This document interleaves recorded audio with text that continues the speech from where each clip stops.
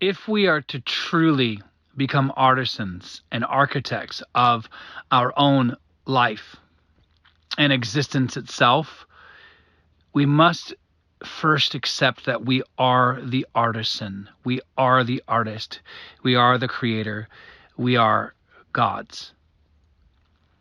On top of this, we also have to accept that there is some responsibility to be had with this role. In Scripture, which is a psychological document, according to Neville Goddard, there are symbols that have been strewn throughout the whole series of books that are unfolding. And these symbols are sometimes confused for the real thing. But the symbols are speaking to the mind. And a lot of the reason behind that is because the mind is an image creator. The mind, in and of itself, wants to create images out of words. In fact, research shows this. So when we read verses, for example, ones that are specifically about animals, or taming animals, or even animals that are already tamed, we have to understand that these are not verses that are about animals in and of themselves. They are metaphors. They are symbols with deeper meaning. So in this instance, what we can do is borrow a little bit of Neville's symbolic work from his lecture, Feed My Sheep, to truly understand what these animals are meant to represent. In that particular lecture, he explores the idea of our responsibility is that we need to shepherd our thoughts, which really does mean that the sheep represents thoughts or even desires. So in this instance, we can surmise, and also through research that I've done, we can come to the conclusion that animals in and of themselves are not talking about some sort of scientific animal with some sort of scientific categorization, but actually the internal self, the self which is an emotional being primarily. And so when it says that we must tame our animals, or that the animals were untamed, it's talking about the emotional experiences that we have behind the desires that we have. Meaning, what are you feeling when you think about a subject?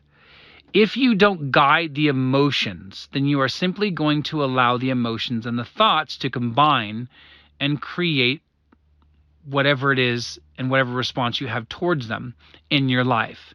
That is what you're going to be manifesting.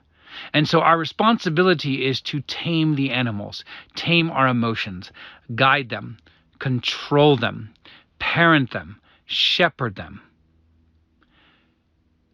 What that does mean then, and what that does imply, is that there will be moments where you might struggle to tame them.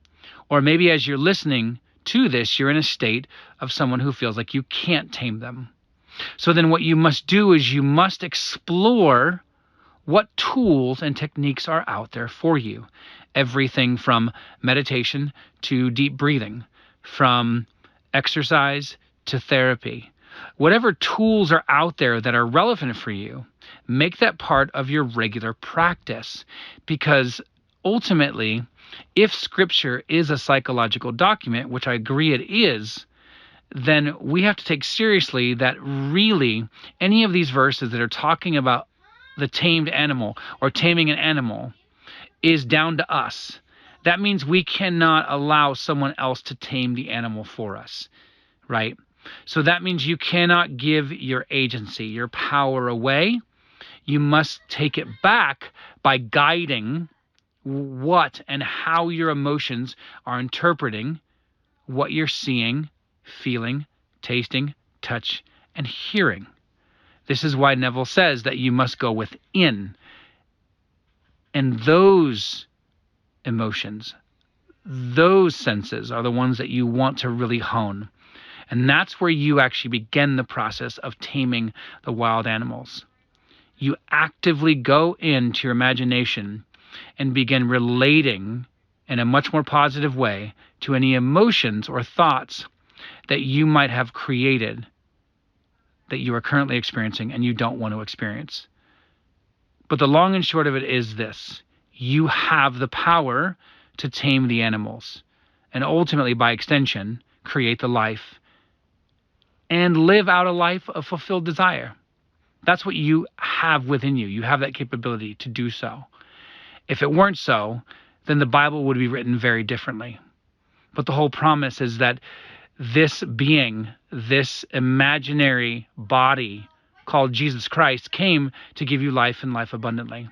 And part of that process is to take responsibility and to begin to shepherd your thoughts and to control them and guide them in the direction that you want them to go, so that you can begin experiencing the beautiful life that you deserve.